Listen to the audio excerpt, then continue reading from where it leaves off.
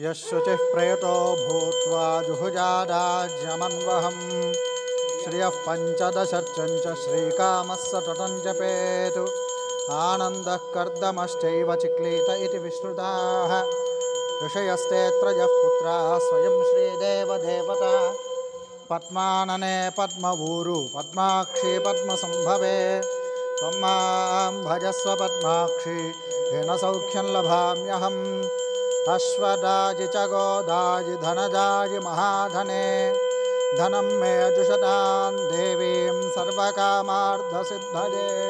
पुत्रपौत्रधनं धान्यं हस्तिष्वाजा विगोरधं प्रजानां भवसि माता आयुष्मन्तं करोतु मां चन्द्राभां लक्ष्मीमीशानां सूर्याभां श्रियमीश्वरीं चन्द्रसूर्याग्निसर्वाभां श्रीमहालक्ष्मीमुपास्महे धनमग्निर्धनं वायुर्धनं सूर्यो धनं वसुः इन्द्रो बृहस्पतिर्वरुणं धनमश्नुते वैनतेजसोमं पिब सोमं पिबतु वृत्रः सोमं धनस्य सोमिनो मह्यं ददातु सोमिनि न क्रोधो न च मात्सर्जन् न लोभो न शुभामतिः भवन्ति कृतपुण्यानां भक्तानां श्रीसूक्तं जपेत् सदा वर्षन्तु ते विभावरिदिवो अभ्रस्य विद्युतः रोहन्तु सर्वबीजान्यवब्रह्मद्विषोजिः पद्मप्रिये पद्मिनि पद्महस्ते पद्मालये पद्मदलायताक्षी विश्वप्रिये विष्णुमनोनुकूले त्वत्पादपद्मं मयि सन्निधत्स्व व्यासा पद्मासनस्था विपुलकटितटी पद्मपत्रायताक्षी गम्भीरावर्तनाभिस्तनभरणमिता शुभ्रवस्त्रोत्तरीया लक्ष्मीर्दिव्यैर्गजेन्द्रियैर्मणिगणखचितैः स्नापिता हेमकुम्भैः नित्यं सा पद्महस्ता मम वसतु गृहे सर्वमाङ्गल्ययुक्ता लक्ष्मीं क्षीरसमुद्रराजतनयां श्रीरङ्गधामेश्वरीं दासीभूतसमस्तदेववनितां लोकैकदीपाङ्कुरां श्रीमन्मन्दकटाक्षलब्धविभव ब्रह्मेन्द्रगङ्गाधरां त्वां त्रैलोक्यकुटुम्बिनीं सरसिजां मुकुन्दप्रियां सिद्धलक्ष्मीर्मोक्षलक्ष्मी जयलक्ष्मी सरस्वती श्रीर्लक्ष्मीर्वरलक्ष्मीश्च प्रसन्ना मम सर्वदा वराङ्कुशौ पाशमभीतिमुद्रां करैर्वहन्तीं कमलासनस्तां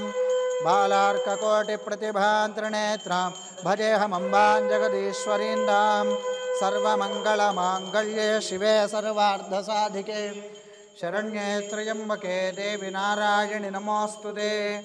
महादेव्यै च विद्महे विष्णुपत्न्यै च धीमहि तन्नो लक्ष्मीः प्रचोदयातु ॐ महादेव्यै च विद्महे विष्णुपत्न्यै च धीमहि तन्नो लक्ष्मीः प्रचोदयातु ॐ अष्टाचक्र ॐ अघोरेभ्यो घोरेभ्यो घोरघोरतरेभ्यः सर्वेभ्यः सर्वशर्वेभ्यो नमस्ते अस्तु रुद्ररूपेभ्यः सम्राजं च विराजं चाभिश्रीर्याचनो गृहे लक्ष्मीराष्ट्रस्य यामुखे तजामासगुं सृजामसि ॐ वेदाहमेतं पुरुषं महान्तम् आदित्यवर्णं तमसस्तु पारे सर्वाणि रूपाणि विचित्य धीरः नामानि कृत्वाभिवदन् यदास्ते कर्पूरानन्ददिव्यमङ्गलनीराजनं सन्दर्शयामि नीराजनानन्तरं पुष्पार्घ्यं समर्पयामि रक्षां धारयामि नमस्करोमि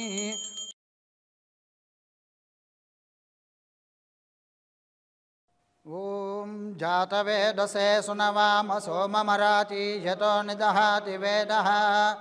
स नः परुषदति दुर्गानि विश्वानावेव सिन्धुं दुरितात्यग्निः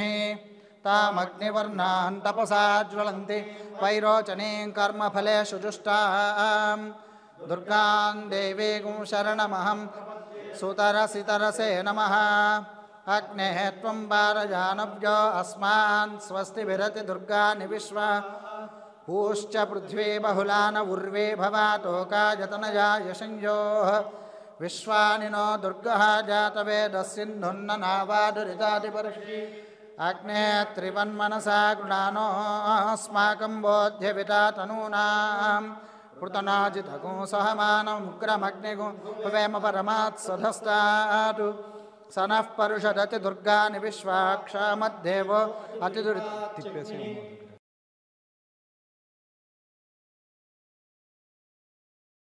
स्वाञ्जाग्ने अस्मभ्यं च सौभगमायजस्व गोभिर्जुष्टमयिजो निषिक्तन्तवेन्द्रविष्णोरनुसञ्चरेम नाकस्य पृष्ठमभिसंवसानो वैष्णवी लोकैहमादयन्तां कात्यायनाय विद्महे कन्याकुमारी धीमहि तन्नो दुर्गिः प्रचोदयातु ओम जातवेदसे सुनवाम सनः परुषदति दुर्गानि विश्वानावेव सिन्धुन् त्यग्निः तामग्निवर्णान् तपसा ज्वलन्तीं वैरोचनीं कर्मफलेषु जुष्टां दुर्गान् देवीं शरणमहं प्रपद्ये अग्ने त्वं पारजानव्यो अस्मान् स्वस्तिभिरति दुर्गानि विश्वा ओश्च पृथ्वी बहुलान उर्वी भवातोकायतनया योः विश्वानिनो दुर्गः जातवेदः सिन्धुन्न नावादिरिदाति पर्षि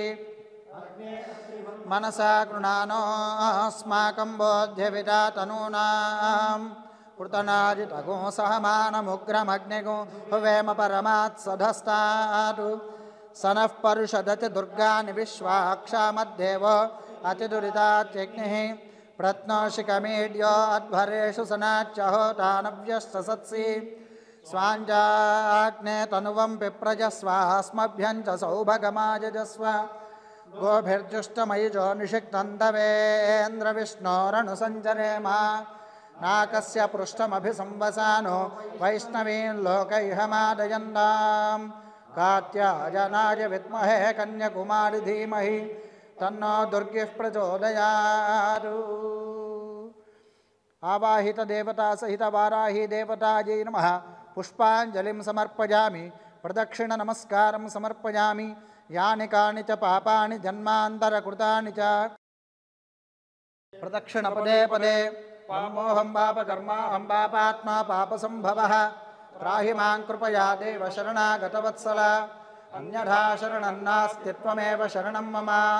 तस्मात् कारुण्यभावेन रक्ष रक्ष परमेश्वरी रक्ष रक्ष जगदीश्वरी आत्मप्रदक्षिण नमस्कारान् समर्पयामि यस्य स्मृत्या च नामोक्च तपः पूजा क्रियादिषु न्यूनं संपूर्णतां याति सज्जो वन्दे तमच्युतं नमस्कारं చేసుకొని చెప్పండి మంత్రహీనం క్రియాహీనం భక్తిహీనం మహేశ్వరి యత్పూజితం మయా దేవి పరిపూర్ణం తదస్తుతే అనేన మయా కృతేన ఏకాదశ దిన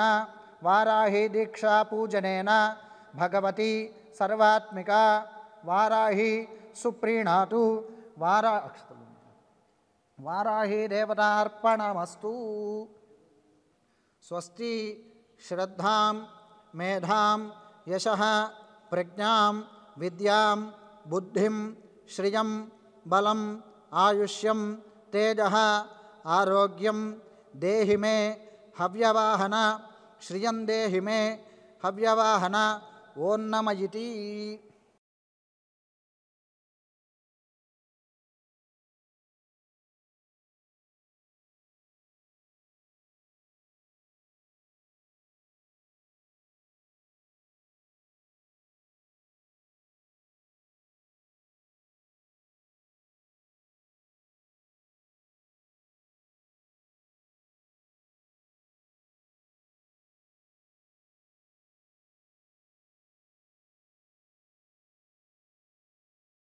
ओम शतं जीव शरदो वर्धमान इत्यपि निगमो भवति शतं वर्धयन्ति शतमेनमेव शतात्मानं भवति अनन्तं भवति शतमैश्वर्यं भवति शतमिति शतं दीर्घमायुः शतं जीव शरदो वर्धमान इत्यपि निगमो भवति शतमिति शतं दीर्घमायुर्वर्धयन्ति शतमेनमेव शतात्मानं भवति शतमनन्तं भवति ऐश्वर्यं भवति शतमिति शतं दीर्घमायुः शतं जीव शरदो वर्धमान इत्यपि निगमो भवति शतमिति दीर्घमायुर्मर्दयेन वर्धयन्ति मेव शतात्मानं भवति शतमनन्तं भवति शतमैश्वर्यं भवति दीर्घमायुः शतमानं भवति शतायुः पुरुषः शतेन्द्रिय आयुष्येवेन्द्रिये प्रतिष्ठति मनोरथाः परिपूर्णा भवन्तु यजमानस्य संकल्पितसिद्धिरस्तु यजमानस्य एकादश दिनवाराही देवता दीक्षा संपूर्णता सिद्धिरस्तु वाराही देवता प्रसादेन यजमानस्य संकल्पित समस्त कार्याणि राजद्वारे राजमुखे सर्वदा दिग्विजय सिद्धिरस्तु यजमानस्य संकल्पित समस्त कार्येषु अंतःशत्रु बहिःशत्रु निवृत्ति द्वारा मानसिक शारीरिक आरोग्य सिद्धिरस्तु भवन्तः श्रीमन्तः महान्तो अनुगृह्णन्तु वाराही देवता प्रसादेन यजमानस्य जन्मराशिवशातु जन्मांशवशातु नामराशिवशातु नामांशवशातु ये ये ग्रहाः अरिष्टस्थानेषु स्थिताः तेषां ग्रहाणाम् अत्यन्त आनुकूल्य शुभफलावाप्तिरस्तु वाराही देवता प्रसादेन अष्टलक्ष्मी देवता स्थिरनिवास सिद्धिरस्तु अखंड ऐश्वर्याभिवृद्धिरस्तु वंशाभिवृद्धिरस्तु चिंतित मनोरथ सिद्धिरस्तु धर्मस्य जयोस्तु अधर्मस्य नाशोस्तु प्राणिषु सद्भावनास्तु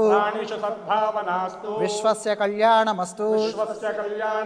गवां संरक्षणमस्तु लोकाः समस्ताः सुखिनो भवन्तु हर नमः पार्वती पतये हर हर महादेव हर।